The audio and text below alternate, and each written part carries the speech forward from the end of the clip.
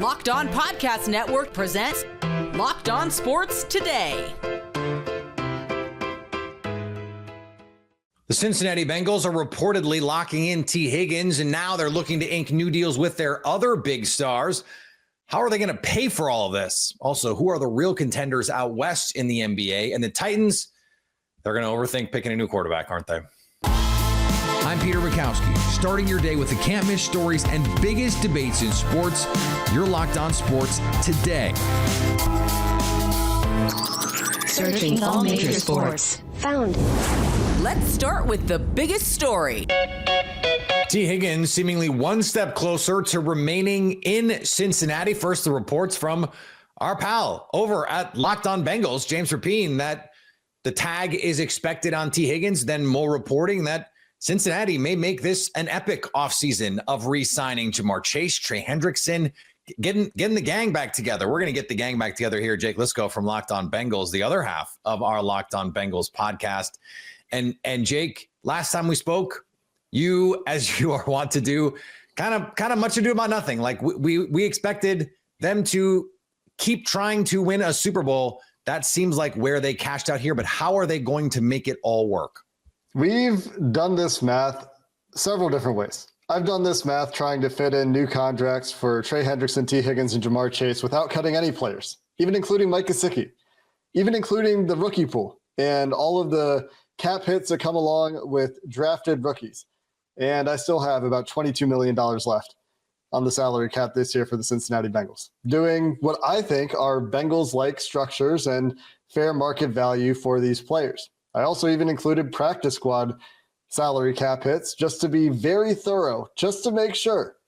In another exercise, we went through and cut the players we expect the Bengals to cut and put the contracts in. And doing it that way, you're left with about $75 million in cap space. The salary cap will not be an issue for any of these contracts.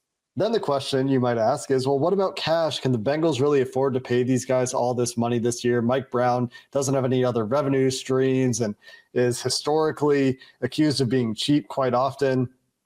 There's a couple questions there. One I ask is, if not now, when? Has been my question for Mike Brown and this Bengals front office all along. If they don't get it done and we're sitting here in a couple months or a month and a half or whenever it is, and you have me back on and Tee Higgins is playing for another team and Trey Hendrickson has been traded, then I'll sit here and rip the front office for fall short of expectations. But again, looking at their historical cash spending tendencies and looking at how much cash they have available to spend this offseason, the expenses for Tee Higgins, Ja'Marr Chase, and Trey Hendrickson should add up to somewhere around the ballpark of $65 million in new cash for the Bengals on those three guys in year one expenses. That's a $19 million increase for Ja'Marr Chase over the $21 million he's already set to make this year.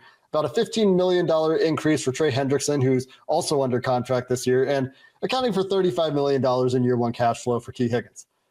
That number comes out to somewhere around $65 million, depending on the details. And even after taking that money off the top, the Bengals should still have somewhere in the $50 to $100 million range, again, depending on cuts, depending on structure and all these things, to spend on other players that they will need to pay to fill out the roster.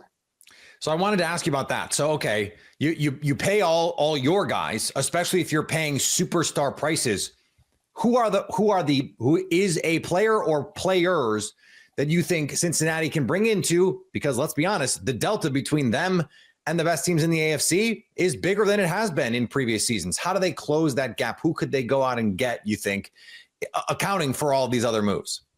It's tricky when you look at the texture of the free agency class and the texture of the draft class. It's a relatively thin draft class in particular for top-end talent, and the Bengals drafting in the middle of the first round probably will not have their pick of top-end talent, where last year I thought they would be able to get a tackle that was a top-end talent. And they did in Amarius Mims, and I'm excited to see his future. But the free agency class has a couple of guys, but there are warts everywhere. And even with a premier pass rusher like Milton Williams, who I think would be an exciting signing for the Bengals if they were to have an opportunity to pry him away from Philly, if he even hits the free agency market, which I think we'll have to see what happens in Philadelphia with Milton Williams and their free agent priorities.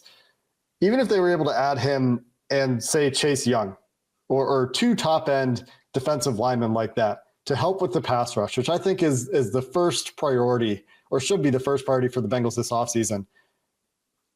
Is that enough? And if those are the players you're targeting and you're the Bengals, the issue that I think you run into is not necessarily not having the cash, not necessarily not having the cap space, but are you willing to break your structure and do anything to guarantee money outside of year one? This has constantly been the issue with the Bengals in contract negotiations in recent years. Yep. Is the philosophical unwillingness to guarantee money outside of year one. You can speculate it's about the funding rule. Perhaps there is some impact there where they can't spend another $100 million in future guarantees compared to teams like the Eagles and the Browns. Maybe that is true. There's certainly a philosophical resistance to it, though. And when you're talking about some of the top-end free agents in particular, that is a requirement often to get deals done. So I do think it will be challenging for the Bengals. They're going to have to hit on some free agents like they did when they signed Chidobe Awuzie, when they signed Trey Hendrickson the first time around, when they signed DJ Reader and found valuable players that outperformed their contracts. Mike Hilton, another example of that. They'll need to do that again. And it's tough. I think it will be difficult given, like I said, the texture of this free agency class and draft class. But if they keep their core players that are really good and hope for some development with a new defensive coordinator hire, that's probably the path they're imagining. You can stay up to date on the Cincinnati Bengals by subscribing to Locked On Sports Today and Locked On Bengals on your favorite podcast app and on YouTube. You're Locked On Sports Today. Coming up, we take a look at the contenders and the pretenders in the NBA's Western Conference. Before we get to that, two of the best teams in college basketball squared off on Tuesday night. When the game tips off, the NBA action is just getting started, and there's no better place to get in on it than FanDuel, America's #1 sportsbook. With FanDuel, you can place live bets throughout the game, so even if you miss the opening tip-off or want to bet on a fourth quarter comeback, you can stay in the action. And if you're looking for a bigger payout, you can even combine your live bets into a same-game parlay. I love using FanDuel's live betting feature because it keeps every moment of the game exciting. Whether it's a late game rally or a big three, I never feel like I missed my chance. Plus, the app is easy to use, and when I win, I get paid instantly. With spring training getting underway, now's a great time to look at some World Series odds. The Dodgers, they are the runaway favorites to repeat as champs, plus 240. The NL East has some heavy hitters near the bottom of the odds, though. Well, the bottom of the top, you get it. The Braves, 9-1. The Phillies and the Mets, 11-1. I am a big fan of both of those, by the way, at 11-1. Right now, new FanDuel customers can get $150 in bonus bets if your first $5 bet wins. Just visit FanDuel.com to join today. That's FanDuel.com for your shot at $150 in bonus bets. Make every moment more with FanDuel, the official sports betting partner of the NBA. Michigan State hosted Purdue in a massive Big Ten basketball showdown on Tuesday night in the men's game. How about the Michigan State Spartans back in the thick of the Big Ten title chase?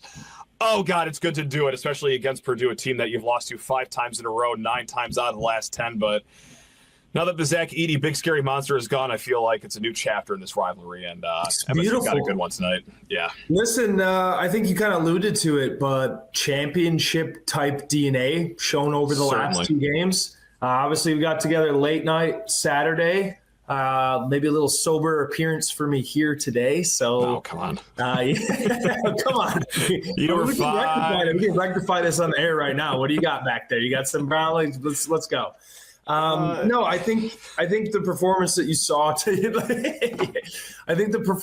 saw tonight from them, and I alluded to it. I tweeted out this morning, like, I'm sick and tired of losing to Purdue. I'm sick and tired of these nerd engineers being able to lord over us, that they're just absolutely owning us with Matt Painter and their big men, their 7-foot monsters they keep rolling out. Well, they didn't have any of those tonight. Michigan State turned off the water basically everywhere, outside of TKR, really. Elsewhere in men's college basketball, the UConn Huskies escaped with a win over Villanova at home. Dan Hurley's squad came into the game off a loss to 7-18 Seton Hall and will turn around and have to play St. John's on Monday. Kellen Moore is the new head man in New Orleans, though our pal Locked On Saints, Ross Jackson, he'll always be #1 in our hearts. He believes that one of his first orders should be changing up the defense.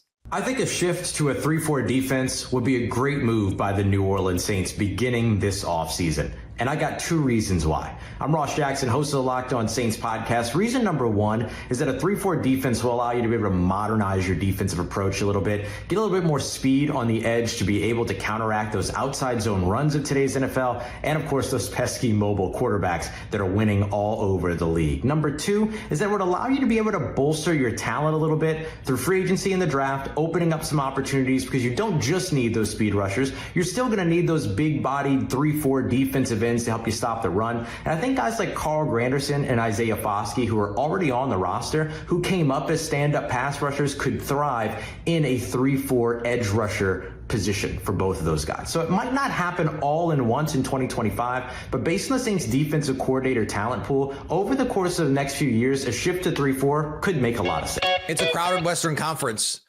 So which team is actually in the mix and which teams are not? Our Locked On NBA squad discusses. The Grizzlies, I think, have made the most progress because beginning of the season, it was like, can't score in the half court, don't know if they have leadership. Are they really going to be good enough? Yeah, they should be better because they were so bad last year in the injuries. But now it's like, if you look at the overall profile, it's like, hey, this team is top 7 in offense and defense. I'm making the case for Joe here, but Joe, I feel like the Grizzlies have made like really big progress from where they kind of started out of the season as far as being a contender. I just want to say that it's nice for the Memphis Grizzlies to be a leading topic on this program. Folks on the Locked On Grizzlies feeds have been complaining that Memphis gets tagged in this stuff, and then it's like a minute and a half, and you move along to, what's going on with Dallas, who Nico Harrison's traded this week. So it's nice to be back in the saddle with you guys here on the Squad Show. I'm sorry, Nick. Darn. We gave your people 90 seconds, Joe. Respectfully, tell them to calm down. Yeah, that's fair. No, I think it's definitely the Grizzlies. You could obviously make an argument for the Thunder because it's hard to say that they're not closer to being an NBA Finals contender, especially given what Dallas did to themselves. So I think OKC is very clearly the class of the conference. Of course, Denver kind of creeping back up in there, sneaking up on Memphis as the 2 seed. But when you look at where the Grizzlies were compared to where they are now, DeMichael and I over at Locked On Grizzlies, we've said all along this team is going to pop back up, and they've done exactly just that. What that means when it comes to the postseason, of course, that's where the next step is for the franchise. But it's good to have them back in this mix. They're closer now than they were last year, if that is the criteria. Dallas, I do not think has made good progress. Yeah, okay. No, Dallas has gone in the opposite. I don't know if I made that clear enough, but Dallas is going backwards in that regard. They've made progress in the sense that they're faster. They're more in shape. They are more... They are closer to having a casino connected to their arena in some way. Closer to gambling in Texas. We're closer to a lot of different things. Their BMI. They don't have a lot to do with basketball. No, I was not going to bring up the Mavericks in this because I don't really know I guess their goal is to be competitive right now, and they've zigged while everybody else is zagging, I guess, by just being huge and having a lot of defense, but they're also super injured all the time. So I thought you meant zig, and while everyone else is zagging, as in the zaggers want talent, and the zig usually a young superstar, right? Like, that's usually what people want. Different direction. Although I will say, of the 3 principal players in this deal, Anthony Davis, Luka Doncic, and Max Christie has had the best season with his new team so far of those 3. So I do think we have to acknowledge it's a small sample size, but so far Dallas Mavericks have won this trade. Wow. Okay, I've admitted, can't do this for another show. I have admitted that if Max Christie turns into SGA, I will call Nico Harrison a genius. I'm just saying, it's a very small sample size. Yeah, we have to take this back. We're not talking about this trade anymore. I didn't bring it up. We're not talking about this trade anymore. Every Wednesday just needs to be Nick and Andy talking about this trade, and it will be better numbers than this show. That's all I'm saying. Show me the lie. Okay, go back. Let's bring the Thunder back into this. Like that would be I want to hear from Rylan about that. Like, how do you feel about being closer to the goal? Obviously, the Thunder are the class of the conference. Do you think they're closer to the goal of an NBA Finals championship, or is it just regular season success? Yeah, I mean, if you look at the goals, the Thunder have an all-time great young superstar. They have casinos in their state. They're checking all the boxes here. I tried to pivot, and you're not letting it happen. No, I think that the Thunder have made significant progress toward their goal of winning a championship. Are they actually going to do it? They still have questions to be answered, but the number of questions I think have shrunk from where they were a year ago on this date. Therefore, they've gotten closer to their goal of winning a title with this young core, and they've made necessary changes this offseason, bringing in Hartenstein to finally give you some front court depth, swapping out Giddey for Caruso, and these changes that even amidst all the success, we haven't gotten to see a whole ton. They've still played 0 minutes together fully healthy. There's only been 3 games of the double big stuff. And so there's still room for them to improve over these last few games before the playoffs. That really is encouraging for the Thunder. But ultimately, I mean, every statistical measure tells you that they're a title contender. They are a bona fide title contender. And now it just comes down to, can they actually pull it off? What questions do you think they have answered? I think that they've answered that SGA can be a number one that he did last year in the playoffs, which at this time a year ago, we did have questions about what Shea was going to be. I think that they've answered this defense does translate to the postseason. Like, the defense was not the real reason that they lost to Dallas for as much as PJ Washington went off. I mean, it was just not.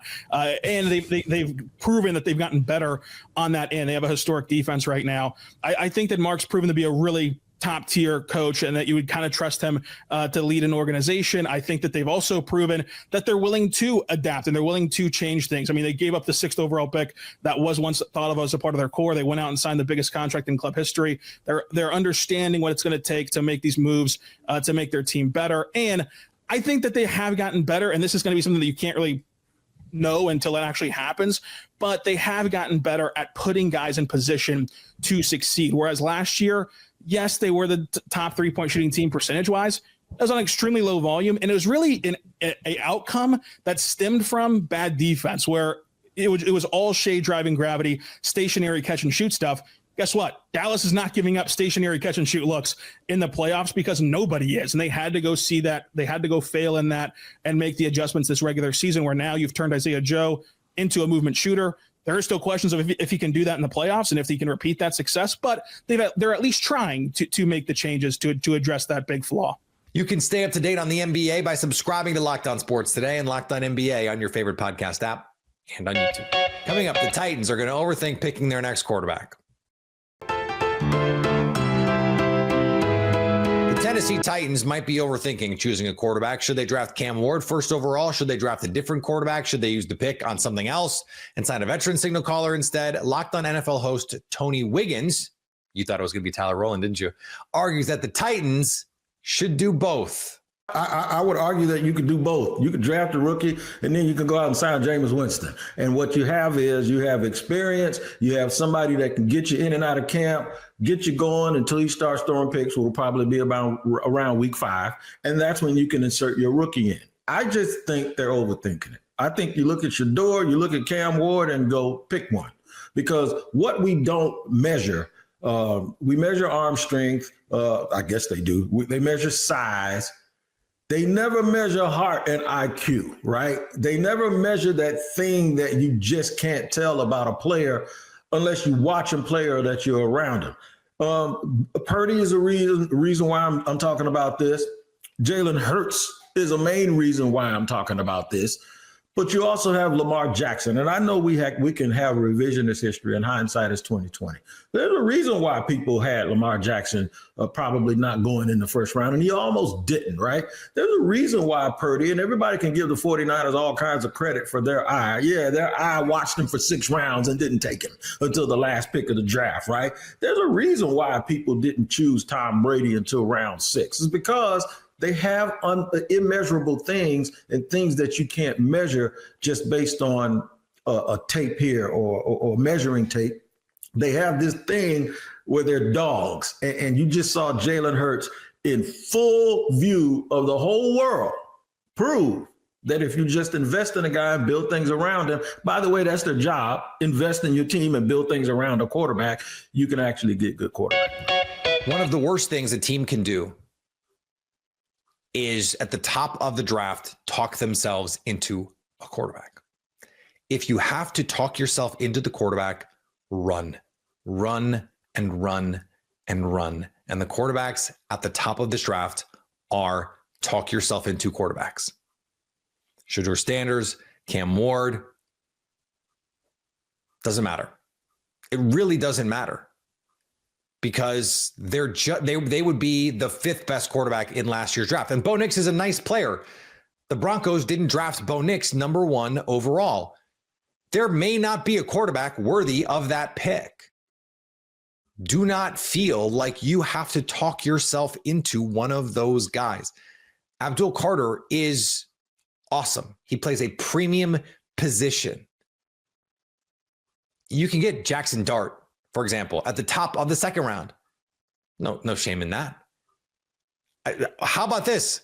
Don't try and be good this year. Who cares about a veteran? You don't need a veteran. You've got Will Levis. He's technically a veteran now, I think. You don't have to do this. The mistake teams make is they are not honest with themselves about where they are. The Titans last year thought, hey, young quarterback, we got some money. Let's go out and spend it, and let's try and compete right now. Let's support our young quarterback. What they found is their young quarterback stinks. Just cannot play. So now you got to recalibrate. What they should be thinking about is who can we offload? How can we backfill this? Because you don't have a quarterback. You don't really have an avenue to get a quarterback because this is not the class for that. So take the best player, continue to build this talent, see if you can get off some older players on your team and then move forward.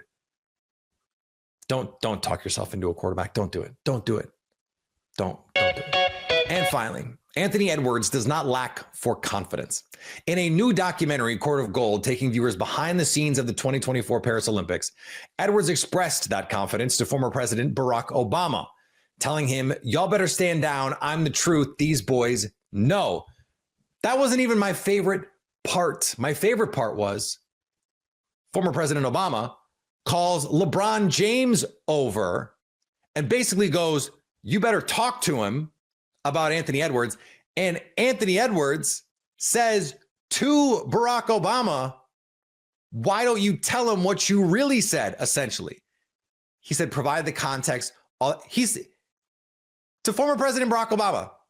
No, tell LeBron James what you really said. I could have sworn it was AI, but it wasn't. And it was incredible. I loved every second of it. If you're catching this episode after hearing your favorite Locked On show, make sure to subscribe to Locked On Sports Today on YouTube or wherever you get your podcasts so you never miss an episode. Also, if you're a new subscriber to Locked On Sports Today, we're here for you with the biggest stories in sports every day. Coming up, who are some of the most important NFL free agents on the market? So at least until tomorrow, stay Locked On Sports Today. Locked On Podcast Network presents Locked On Sports Today. Go to our video on demand. Click on sports at the top of your screen. There, you'll find past episodes of Locked On Sports Today, plus other Locked On shows on demand.